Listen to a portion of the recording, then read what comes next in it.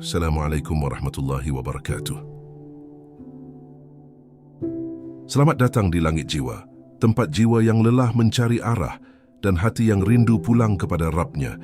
Di sinilah kita kembali menundukkan hati, mengingat untuk apa kita hidup dan kepada siapa kita akan pulang. Mencari makna di balik nama manusia. Saudaraku, setiap hari kita bercermin, melihat wajah sendiri, mendengar nama kita dipanggil, dan menyadari bahwa kita adalah manusia. Tapi, pernahkah kita bertanya lebih dalam? Apa arti sebenarnya dari manusia? Apakah kita ini hanya susunan daging, tulang, dan darah yang diberi nama dan identitas? Jika hanya itu, lalu apa yang membedakan kita dengan makhluk lainnya? Apa yang membuat kita begitu istimewa di mata Sang Pencipta? Dalam tubuh manusia, segala anggota sudah diberi nama. Tangan, mata, jantung, paru-paru, bahkan sel dan atom penyusunnya. Tapi, adakah nama untuk manusia itu sendiri selain dari gabungan semua bagian itu? Bukankah ketika semua anggota lengkap, tapi ruh tak ada, manusia tak lebih dari jasad yang dingin? Maka benarlah bahwa manusia bukan sekadar apa yang tampak, tapi ada sesuatu yang lebih hakiki di dalamnya. Al-Quran menyebut manusia dengan berbagai nama, insan, bashar, abid, bahkan khalifah. Masing-masing menggambarkan dimensi yang berbeda. Bashar menunjukkan sisi biologisnya, insan menunjukkan akalnya dan kesadarannya, abid menunjukkan fungsi penghambaan, dan khalifah menunjukkan peran kepemimpinan. Jadi manusia itu adalah satu makhluk dengan berbagai dimensi dan amanah yang menyatu dalam satu ruh ciptaan Allah. Di antara semua ciptaan Allah, hanya manusia yang diberi pilihan dan kehendak bebas. Malaikat taat tanpa pilihan, binatang bergerak atas naluri, tetapi manusia berjalan di antara akal dan hawa nafsu. Disinilah letak ujiannya. Karena itu, manusia tidak bisa didefinisikan hanya dari bentuk fisiknya. Yang menentukan kemanusiaannya adalah apa yang tidak tampak oleh mata, hati, niat, dan arah hidupnya. Nabi Muhammad bersabda, "Sesungguhnya Allah tidak melihat kepada bentuk rupa kalian dan harta kalian, tetapi Dia melihat kepada hati dan amal kalian." Hadis riwayat Muslim. Maka, jika kita memahami sabda ini, kita akan mengerti bahwa manusia adalah makhluk yang hidup dari dalam dirinya, yang bernilai bukan kulit dan nama, tapi ruh dan pengabdiannya. Betapa banyak orang yang tampak sempurna fisiknya, namun hatinya kosong. Ada pula yang cacat secara fisik, tapi jiwanya mulia. Karena itu, penilaian terhadap manusia harus selalu berangkat dari dalam. Dan Allah, sebagai pencipta, menilai manusia dari niat dan amal, bukan penampilan atau statusnya. Dalam surat Al-Hijr ayat 29 Allah berfirman, "Maka apabila aku telah menyempurnakan kejadiannya dan aku tiupkan kepadanya ruhku, maka tunduklah kalian kepadanya dengan bersujud." Ruh adalah napas ilahi yang membuat manusia layak dimuliakan. Tanpa ruh, manusia hanyalah tanah dan air. Maka saat kita bertanya apa itu manusia, jawabannya tidak bisa disederhanakan hanya pada tubuh. Manusia adalah gabungan dari ciptaan fisik yang sempurna dan ruh ilahiyah yang membawa amanah dan tanggung jawab. Manusia adalah makhluk yang diberi pilihan, lalu diminta pertanggungjawaban atasnya. Kita bukan hanya diciptakan untuk makan, tidur, dan berkembang biak. Kita diciptakan untuk mengenal Allah, mengabdi kepadanya, dan menjadi khalifah yang menjaga bumi sesuai petunjuknya. Maka, manusia adalah makhluk tujuan, bukan kebetulan. Narasi ini akan menggali lebih dalam tentang apa yang menjadikan kita manusia sejati. Dari tubuh hingga ruh, dari akal hingga nafsu, dari ibadah hingga amanah. Semoga setiap segmen berikutnya menjadi cermin untuk jiwa yang rindu mengenali dirinya dan kembali kepada penciptanya.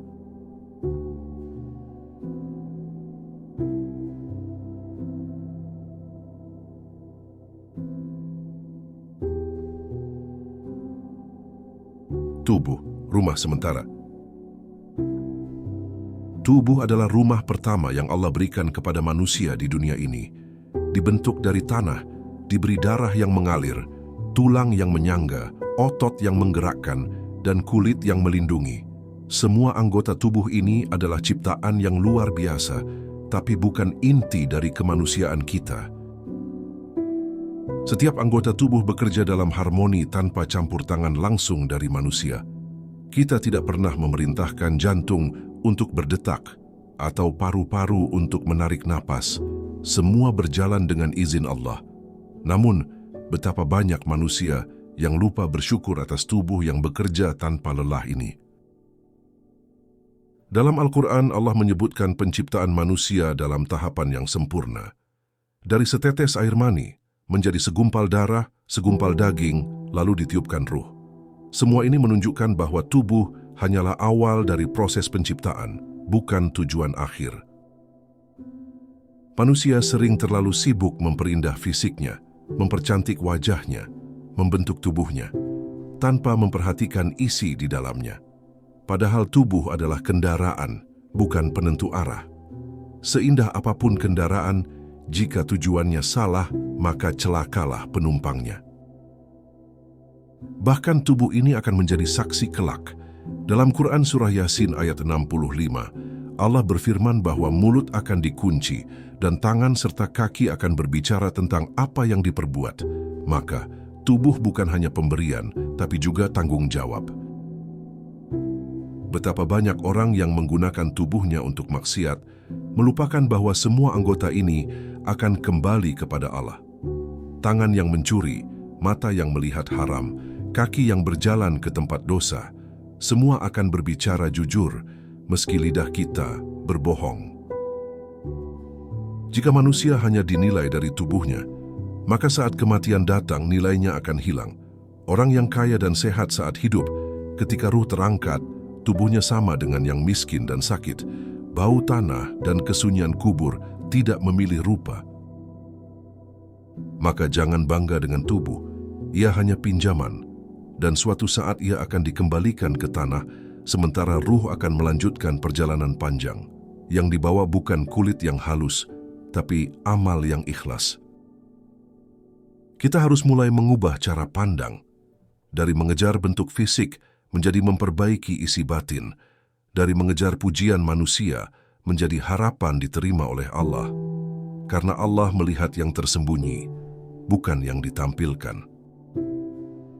Tubuh hanyalah tempat tinggal sementara, tapi ruh adalah identitas abadi kita.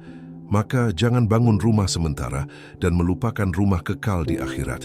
Perjalanan ini masih panjang dan kita belum sampai di ujungnya. Ruh nafas ilahi yang menyentuh langit. Saat tubuh selesai dibentuk, Allah meniupkan ruh ke dalamnya. Inilah saat manusia menjadi hidup. Ruh bukan hanya energi kehidupan, tapi ia adalah napas ilahi yang menyentuh langit. Ia datang dari sisi Allah dan kelak akan kembali kepadanya. Ruh bukan milik dunia, dan karena itu ia selalu rindu kepada asalnya, Rabb semesta alam. Ruh adalah misteri agung. Bahkan Rasulullah diberitahu dalam Al-Isra ayat 85, dan mereka bertanya kepadamu tentang ruh, katakanlah, ruh itu termasuk urusan Tuhanku, dan tidaklah kamu diberi pengetahuan melainkan sedikit. Maka, ruh bukan sesuatu yang bisa dijelaskan secara logika semata. Ia harus dirasakan, direnungi, dan dihidupkan dengan iman. Manusia yang hanya hidup dari tubuh, tapi ruhnya mati, akan berjalan seperti bangkai hidup. Mereka bisa tersenyum, bekerja, tertawa, tapi hatinya kosong. Mereka hidup tanpa makna, karena ruh yang seharusnya menjadi kompas telah dibungkam oleh dosa dan kelalaian. Ruh yang bersih akan menjadikan manusia lembut, bijak, dan tenang. Sebaliknya, ruh yang tertutup dosa akan membuat manusia kasar, gelisah, dan keras kepala. Maka, jika hati kita mudah marah, sulit menerima nasihat, dan enggan sujud dalam doa, mungkin ruh kita sedang sekarat. Ibadah dalam Islam bukan sekadar ritual, tapi makanan bagi ruh. Salat, zikir, membaca Al-Quran, semuanya adalah cara untuk menyehatkan ruh yang mulai lemah karena dunia. maka jangan heran mereka yang jauh dari ibadah sering merasa kosong walaupun hartanya berlimpah. Ruh adalah penghubung antara manusia dengan Allah. Ketika ruh kuat, maka seseorang bisa menangis dalam sujudnya, merinding saat membaca kalamnya, dan merasa damai walau dalam kesendirian. Tapi ketika ruh lemah, manusia mudah dikendalikan syahwat, mudah tersesat oleh rayuan dunia. Ruh tidak bisa diobati dengan uang atau hiburan. Ia hanya bisa ditenangkan dengan zikrullah. Allah berfirman dalam Quran Surah Ar-Ra'd ayat 28, "Ingatlah, hanya dengan mengingat Allah lah hati menjadi tenang. Maka, jika gelisah, jangan cari pelarian ke dunia, kembalilah kepada Allah." Salah satu bukti ruh sehat adalah ketika kita merasa malu di hadapan Allah. Ketika mata enggan melihat dosa, tangan enggan menyentuh yang haram, dan kaki berat melangkah ke tempat maksiat. Rasa malu ini bukan kelemahan, tapi tanda ruh yang hidup. Dan kelak, ketika ajal menjemput, yang dicabut bukan tubuh tapi ruh. Malaikat akan datang, membawa kabar surga atau azab. Ruh orang beriman akan naik dengan mudah, harum, dan bercahaya. Sedangkan ruh orang kafir dan durhaka akan terombang-ambing, tersiksa, dan ditolak langit. Maka jika kita ingin mengenal siapa diri kita sebenarnya, lihatlah bukan pada wajah di cermin, tapi pada ruh di dalam hati. Apa yang membuat kita manusia, bukan tubuh yang bernama, tapi ruh yang bernyawa dan terus merindukan Tuhannya. Akal amanah untuk berpikir. Allah memberi manusia keistimewaan berupa akal. Dengan akal manusia mampu merenung, memahami, membedakan yang benar dan salah. Akal inilah yang membedakan kita dari hewan. Maka, manusia yang tidak menggunakan akalnya, sejatinya menurunkan derajatnya sendiri. Allah berfirman dalam Quran Surah Al-A'raf ayat 179, "Mereka mempunyai hati, tetapi tidak dipergunakan untuk memahami. Mereka mempunyai mata, tetapi tidak dipergunakan untuk melihat. Mereka mempunyai telinga, tetapi tidak dipergunakan untuk mendengar. Mereka seperti binatang ternak, bahkan lebih sesat lagi. Betapa mengerikan jika akal yang diberikan tidak digunakan untuk mencari kebenaran." Akal bukan untuk membangkang kepada Allah, tapi untuk mengenalinya. Para ulama mengatakan bahwa akal adalah pelita, tapi wahyu adalah cahaya dari langit. Bila keduanya bersatu, maka manusia akan berjalan dengan benar. Tapi jika akal tanpa wahyu, ia akan sesat dalam cahaya palsu. Banyak orang modern hari ini yang membanggakan logika dan rasionalitas, tapi menolak petunjuk Allah. Mereka merasa pintar, tapi kosong dari hikmah. Padahal ilmu tanpa iman adalah kesombongan. Sedangkan iman tanpa ilmu tetap buta. Maka dua-duanya harus berjalan bersama. Rasulullah mengajarkan bahwa merenung 1 jam lebih baik dari ibadah 1 malam. Karena dengan akal yang jernih, seseorang bisa sampai kepada hakikat kehidupan. Tapi jika akal tertutup ego, maka sehebat apapun logikanya, ia tidak akan menemukan Allah. Akal harus tunduk pada iman, bukan menjadi tuannya. Kita boleh bertanya, mencari ilmu, menggali hikmah, tapi pada akhirnya kita harus berserah kepada wahyu. Karena akal manusia terbatas, sedangkan Allah Maha Tahu yang tak terlihat oleh logika. Dalam sejarah Islam, banyak ulama besar yang menggenggam akal dan iman sekaligus. Mereka menjadi cendekiawan, ilmuwan, dan juga ahli ibadah. Mereka membuktikan bahwa akal bukan musuh agama, tapi teman seperjalanan menuju cahaya. Tapi akal juga bisa menjadi alat pembenaran nafsu. Berapa banyak orang yang menjustifikasi dosa dengan dalih kebebasan berpikir, padahal kebebasan tanpa batas akan merusak fitrah. Maka, akal harus diberi pagar iman agar tidak tergelincir. Kita harus belajar menundukkan akal kepada syariat, bukan memaksa syariat tunduk pada selera akal. Disinilah letak kerendahan hati, karena hakikatnya ilmu tertinggi adalah mengakui kelemahan diri di hadapan Yang Maha Tahu. Gunakan akal untuk merenungi ayat-ayat Allah.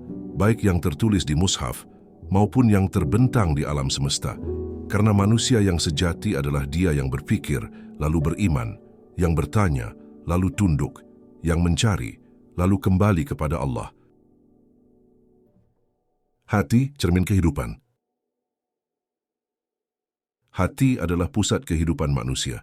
Dalam hati lahir niat, cinta, takut, harap, dan keyakinan. Jika hati baik, maka seluruh tubuh akan baik. Jika hati rusak, maka semua amal pun akan kehilangan nilai.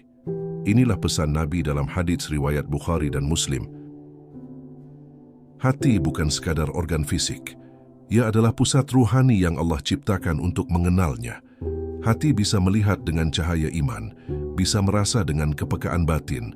Maka, jangan remehkan hati, karena ia yang akan menentukan nasib akhir manusia. Tapi hati juga sangat mudah terpengaruh. Ia bisa diselimuti oleh dosa, dengki, iri, sombong, cinta dunia, dan syahwat. Jika tidak dibersihkan, maka ia akan menjadi keras seperti batu, bahkan lebih keras lagi.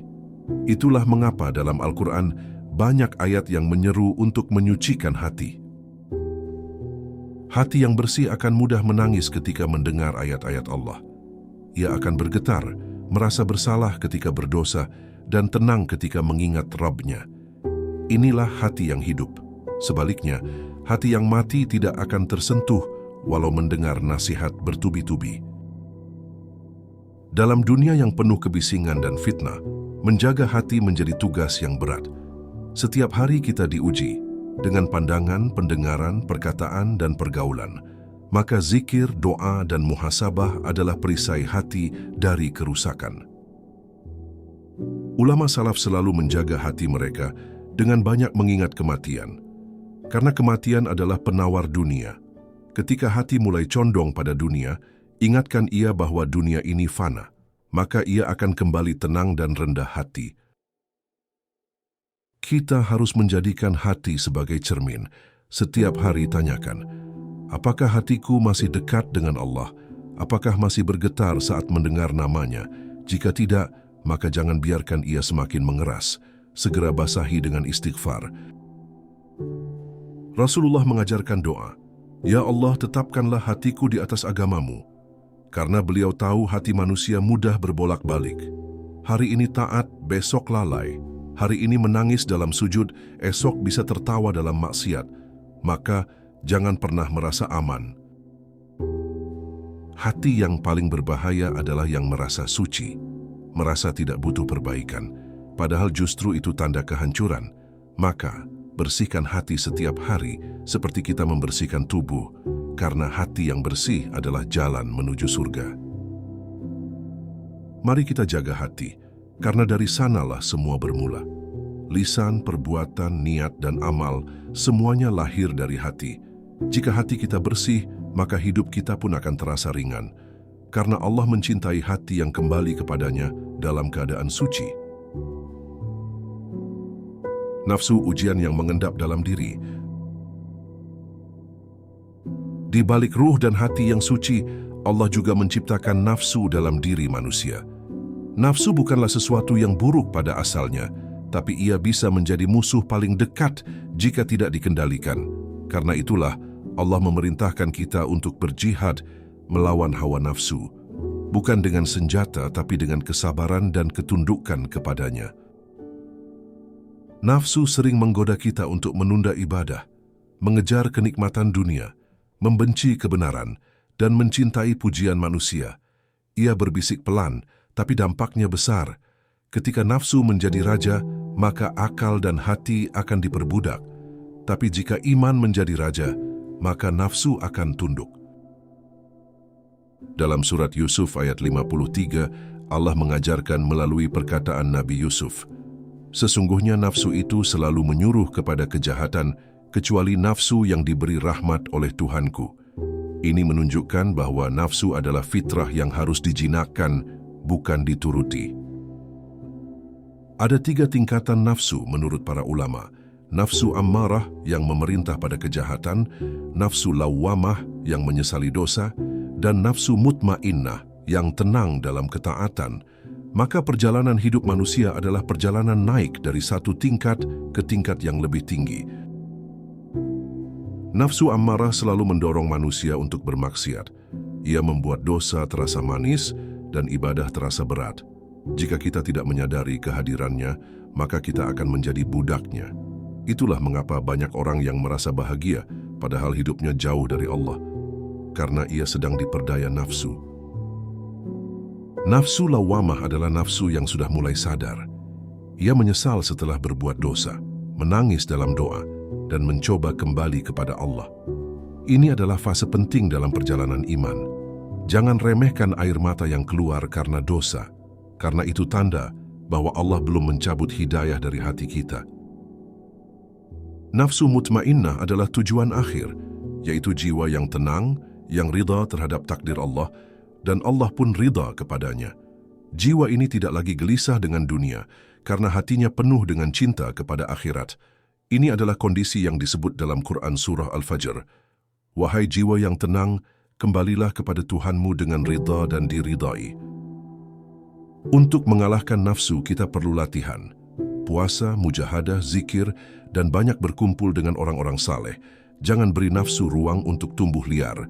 Karena seperti api kecil, jika dibiarkan, ia bisa membakar seluruh rumah jiwa. Rasulullah bersabda, musuh terbesarmu adalah nafsumu sendiri yang berada di antara dua rusukmu. Maka perjuangan sejati bukan di luar diri, tapi di dalam.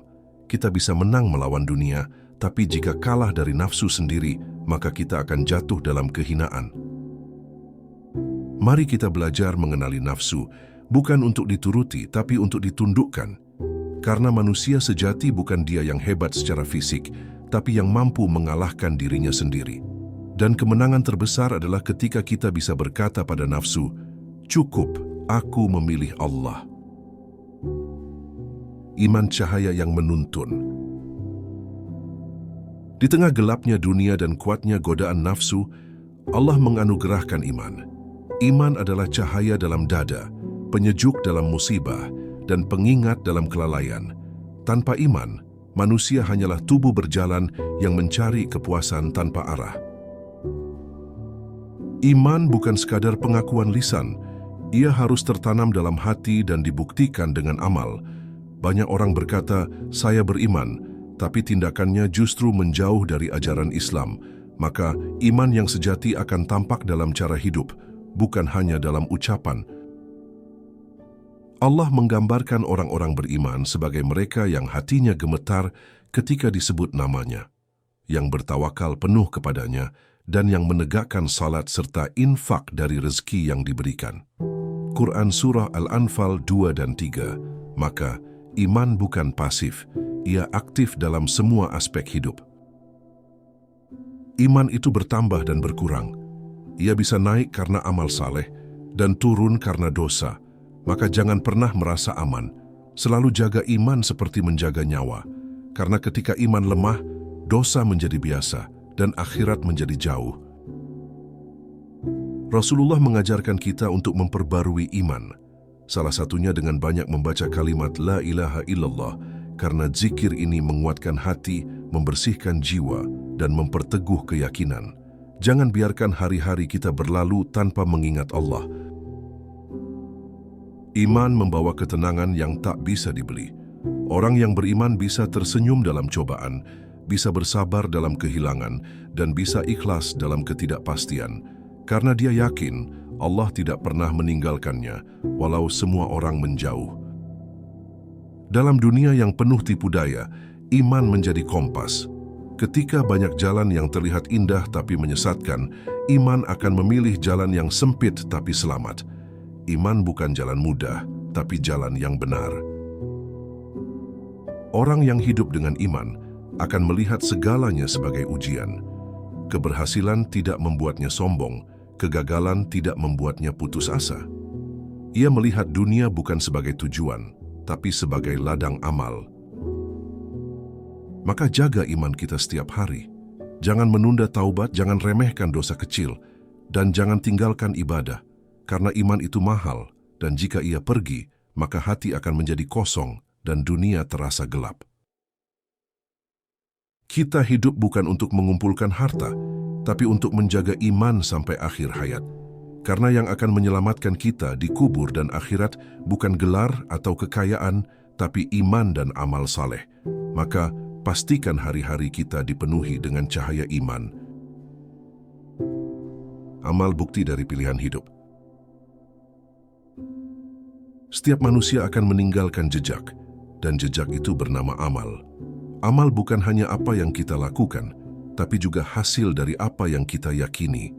Iman tanpa amal hanyalah angan-angan. Maka amal menjadi bukti dari arah dan isi jiwa kita. Ia bukan hanya tindakan, tapi pernyataan tentang siapa kita sebenarnya di hadapan Allah. Allah berfirman dalam Quran Surah Al-Zalzalah ayat 7 dan 8, "Barang siapa mengerjakan kebaikan sebesar zarah, niscaya dia akan melihat balasannya. Dan barang siapa mengerjakan kejahatan sebesar zarah, niscaya dia akan melihat balasannya pula." Tidak ada yang sia-sia. Segalanya akan dibalas, sekecil apapun itu. Dalam hidup kita sering menilai orang dari kata-kata atau statusnya, tapi Allah menilai dari amal. Bukan banyaknya ucapan, tapi seberapa ikhlas perbuatannya. Bukan sorak-sorai manusia, tapi seberapa tersembunyi amal itu dari mata manusia dan hanya tampak oleh Allah. Amal tidak selalu besar. Terkadang senyuman, langkah kaki ke masjid, atau sekadar menyingkirkan duri dari jalan, itu semua bernilai tinggi jika diniatkan karena Allah. Maka jangan pernah meremehkan kebaikan, apalagi menunda-nunda amal hanya karena merasa belum sempurna. Rasulullah bersabda, "Sesungguhnya Allah mencintai amal yang paling terus-menerus walaupun sedikit." Hadis riwayat Bukhari dan Muslim. Maka konsistensi lebih penting daripada kesempurnaan. Yang Allah lihat adalah keteguhan hati dalam berbuat baik. Amal juga cermin jiwa.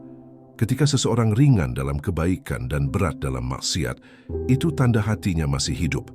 Tapi ketika ia merasa ringan dalam dosa dan malas dalam ibadah, maka hati itu sudah ditutupi oleh karat, dan karat itu bernama kelalaian. Setiap hari adalah kesempatan memperbaiki amal. Kita bisa saja pernah jatuh dalam dosa, tapi selama hayat masih ada, pintu taubat terbuka. Allah Maha menerima taubat. Dan setiap amal baik bisa menggugurkan dosa, selama ia lahir dari hati yang ikhlas dan jujur kepadanya. Ada amal yang terlihat, ada pula yang tersembunyi. Tapi justru amal tersembunyilah yang paling dicintai Allah. Syadaqah yang tidak diketahui orang lain, doa yang disampaikan di tengah malam, air mata dalam sujud yang hanya Allah yang tahu, itulah amal yang tinggi nilainya. Kelak di hari hisab, yang dibuka bukan lembaran wajah atau tubuh, tapi lembaran amal. Setiap gerakan, ucapan, pandangan, bahkan isi hati akan ditimbang. Maka mari kita lebih sibuk memperbaiki amal daripada memperbaiki citra, karena yang menilai bukan manusia, tapi Allah yang Maha Adil. Manusia bukan hanya makhluk yang bisa berpikir, tapi juga makhluk yang harus bertindak. Maka jadilah manusia yang hidup dengan amal, bukan hanya angan-angan, karena yang akan menjadi teman sejati kita di kubur bukan harta atau jabatan, tapi amal saleh yang kita bawa pulang kepada Allah. Tanggung jawab, konsekuensi menjadi manusia. Menjadi manusia adalah kehormatan, tapi juga tanggung jawab. Allah tidak menciptakan kita untuk hidup tanpa arah. Kita diciptakan untuk mengabdi, untuk menjadi khalifah, dan untuk menjaga amanah. Maka hidup manusia bukan bebas tanpa batas, tapi bebas dalam lingkup tanggung jawab kepada Tuhan dan sesama. Dalam Quran Surah Al-Ahzab ayat 72, Allah menyebut bahwa amanah ditawarkan kepada langit, bumi, dan gunung, namun mereka enggan menerimanya, tapi manusia menerimanya, karena ia diciptakan dengan kehendak dan akal. Tapi banyak manusia justru mengkhianati amanah itu. Setiap kita adalah pemimpin, dan setiap pemimpin akan dimintai pertanggungjawaban. Seorang anak akan ditanya tentang baktinya kepada orang tua. Seorang suami akan ditanya tentang keluarganya. Seorang pemimpin akan ditanya tentang rakyatnya. Dan setiap jiwa akan ditanya tentang dirinya sendiri. Disinilah perbedaan antara manusia yang hidup untuk akhirat dan yang hidup hanya untuk dunia. Yang pertama menyadari bahwa setiap detik adalah amanah dan hidup adalah ladang pertanggungjawaban. Yang kedua, hanya mengejar kesenangan tanpa peduli akibatnya di akhirat. Bahkan lisan adalah tanggung jawab. Setiap kata akan ditulis. Tangan adalah tanggung jawab. Setiap sentuhan akan disaksikan. Mata adalah tanggung jawab. Setiap pandangan akan dihisab. Maka manusia sejati adalah dia yang hidup dengan kesadaran, bukan dengan kelalaian. Rasulullah bersabda, tidak akan bergeser kaki seorang hamba pada hari kiamat hingga ia ditanya tentang 4 hal, tentang umurnya untuk apa ia habiskan, tentang ilmunya apa yang ia amalkan, tentang hartanya dari mana dan kemana ia belanjakan, serta tentang tubuhnya untuk apa ia gunakan. Hadis riwayat Tirmidzi. Maka jangan bangga hanya karena menjadi manusia, karena malaikat lebih taat dan hewan lebih patuh kepada fitrahnya. Yang membedakan kita adalah kesediaan untuk menanggung amanah itu dengan jujur, sabar, dan ikhlas. Kadang kita merasa hidup ini terlalu berat, tapi sesungguhnya bukan karena beban hidup yang berat, tapi karena kita lupa arah. Ketika kita kembali menyadari bahwa setiap peran adalah ibadah, maka beratnya akan menjadi ringan karena kita tahu siapa yang kita layani, Allah, bukan manusia. Jangan takut dengan tanggung jawab, karena bersamanya ada pertolongan Allah. Selama kita jujur dalam niat dan ikhtiar, Allah akan cukupkan kekuatan. Maka jalani hidup bukan dengan keluhan, tapi dengan kesadaran. Aku diciptakan untuk misi yang besar. Menjadi manusia bukan hanya tentang hidup, tapi juga bertanggung jawab atas kehidupan itu. Dan tanggung jawab itu tidak berhenti sampai mati. Ia berlanjut hingga hari pertanggungjawaban. Maka bersiaplah, karena setiap nafas adalah bagian dari amanah yang harus kita jaga. Waktu modal yang terus berkurang. Tidak ada yang lebih adil di dunia ini daripada waktu. Setiap manusia mendapatkannya dengan jumlah yang sama, 24 jam sehari. Namun, hasil akhirnya berbeda. Karena bukan berapa banyak waktu yang kita miliki, tapi untuk apa waktu itu digunakan. Waktu adalah modal hidup yang terus berkurang dan tidak bisa dibeli kembali. Allah bersumpah dengan waktu dalam banyak surat. Demi waktu al-ashr, demi waktu fajar al-fajr, demi waktu duha ad-duha. Itu bukan tanpa sebab, karena waktu adalah saksi setia semua amal manusia. Ia tak bisa dibohongi, tak bisa diputar ulang, dan tak pernah berhenti. Dalam Quran Surah Al-Ashr Allah berfirman, sesungguhnya manusia itu dalam kerugian, kecuali orang-orang yang beriman dan beramal saleh, serta saling menasihati dalam kebenaran dan kesabaran. Artinya, semua manusia merugi, kecuali mereka yang menjadikan waktunya sebagai ladang kebaikan. Betapa banyak manusia yang membuang waktu dalam kelalaian, menghabiskannya dalam kesenangan yang fana. Lalu ketika usia mulai senja, mereka menyesal dan ingin kembali ke masa lalu. Tapi waktu bukan seperti uang yang bisa dikumpulkan kembali. Ia terus berjalan meninggalkan yang lalai dan menemani yang sadar.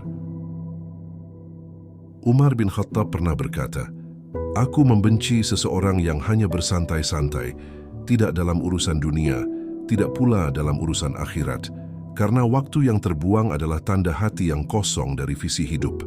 Maka jadikan setiap detik berarti, karena ia akan menjadi saksi di hadapan Allah." Nabi bersabda, ada 2 nikmat yang sering dilalaikan manusia, kesehatan dan waktu luang. Hadis riwayat Bukhari. 2 nikmat ini sering baru disadari nilainya saat telah hilang. Maka syukuri waktu, jangan tunda kebaikan, karena kita tidak tahu berapa lama kita akan hidup. Setiap amal membutuhkan waktu. Salat butuh waktu, belajar butuh waktu, mendidik anak butuh waktu, tapi dosa pun butuh waktu.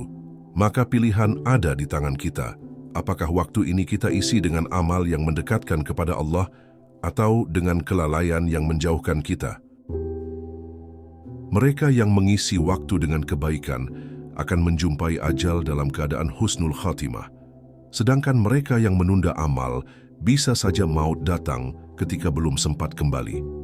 Maka waktu bukan sekadar angka di kalender, tapi alarm menuju titik akhir. Kita harus mulai mencintai waktu seperti kita mencintai harta.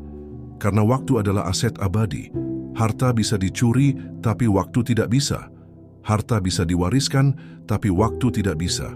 Maka orang yang bijak adalah dia yang menjadikan waktu sebagai alat untuk mengejar akhirat.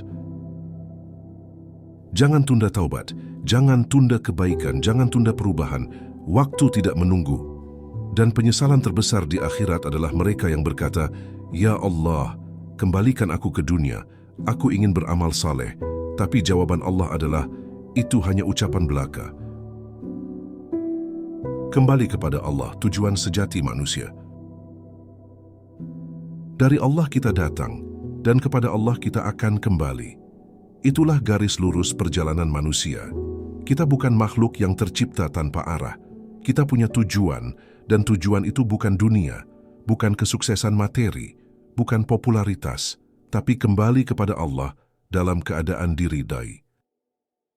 Allah menciptakan manusia dengan tangannya, meniupkan ruh dari sisinya, dan memuliakannya di antara makhluk lain. Tapi semua itu bukan akhir, melainkan awal. Karena yang paling menentukan adalah bagaimana kita kembali. Apakah kita kembali membawa iman, atau kembali dengan tangan kosong?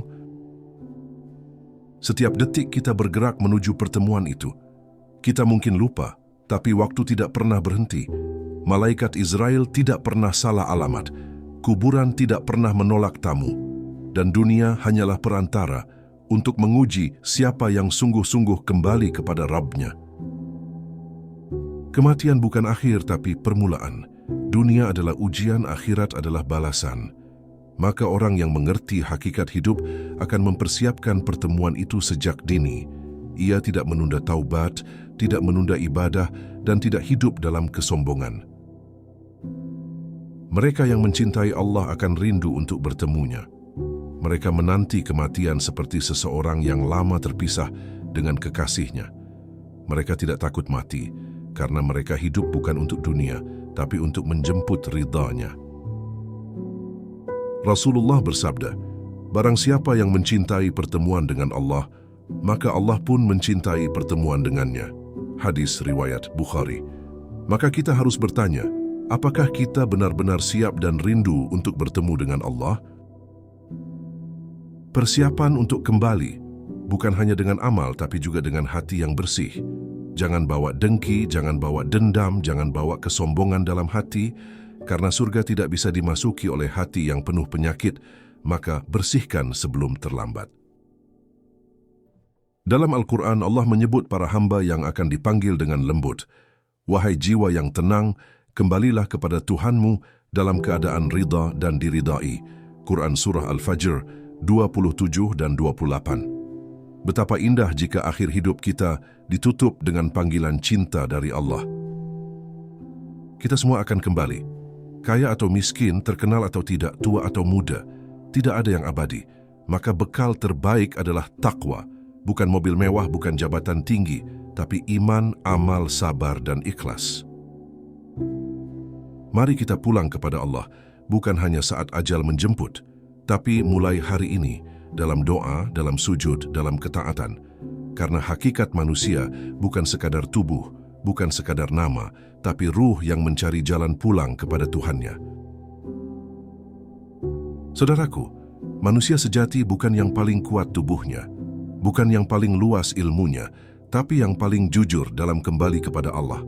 Ia sadar bahwa hidup ini sementara, dan kemuliaan sejati bukan dari apa yang dimiliki, tapi dari apa yang diserahkan kepada Allah. Kita bukan sekadar bentuk fisik yang dinamai. Setiap organ tubuh ada namanya, tapi makna manusia lebih dari sekadar susunan daging. Ia adalah ruh, akal, hati, nafsu, iman, amal, dan tanggung jawab yang berjalan di atas bumi ini menuju akhirat.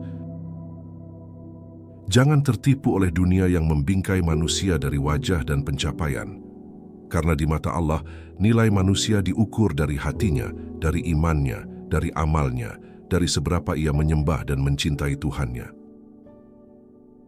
Kita diciptakan untuk tugas mulia, menyembah, menjadi khalifah dan menyampaikan kebaikan. Maka jangan reduksi makna hidup hanya untuk mengejar mimpi dunia yang fana. Kejar ridha Allah dan dunia akan mengikuti dengan cara yang lebih berkah. Ketika dunia menilai kita dari luar, Allah menilai dari dalam. Ketika dunia melihat apa yang kita capai, Allah melihat seberapa banyak kita bersyukur. Maka jangan hidup untuk sorakan manusia, hiduplah untuk senyum Allah. Kita semua sedang berjalan menuju liang lahat, menuju tempat istirahat yang sebenarnya. Maka persiapkan diri, bangun malam untuknya, bersihkan hati, jaga amal, jangan menunda-nunda kebaikan, karena tidak ada yang tahu siapa di antara kita yang akan dipanggil esok hari. Jadikan setiap hari sebagai bekal untuk kembali.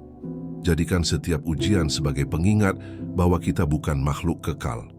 Jadikan setiap amal baik sebagai persembahan agar saat ruh diangkat, kita bisa berkata, "Ya Allah, aku telah berusaha." Jangan biarkan hidup berlalu tanpa makna. Jangan mati dalam kelalaian. Jangan pulang kepada Allah dengan tangan kosong. Karena yang paling menyakitkan adalah kembali kepadanya, tapi tidak membawa apapun. Mari kita temukan kembali arti menjadi manusia. Bukan sekadar bernama, tapi benar-benar hidup dengan tujuan. Bukan sekadar berjalan, tapi melangkah dengan sadar. Bukan sekadar lahir ke dunia, tapi juga bersiap untuk pulang ke akhirat. Dan saat waktu kita habis, semoga kita wafat dalam keadaan Islam, dalam iman, dalam husnul khatimah. Semoga Allah menerima kita sebagai hamba, sebagai insan, sebagai manusia yang tidak sekadar bernama, tapi benar-benar hidup untuknya. Sahabat Langit Jiwa, jika narasi ini menyentuh hatimu, bantu sebarkan kebaikan ini. Klik like, share dan subscribe untuk terus mengikuti muhasabah hati dan pelajaran kehidupan dari channel Langit Jiwa. Mari kita berjalan bersama, menjadi manusia yang tak sekadar bernyawa tapi juga berarti di hadapan Allah. Karena sejatinya, manusia itu bukan bentuk tapi arah hidupnya. Jazakumullahu khairan. Wassalamualaikum warahmatullahi wabarakatuh.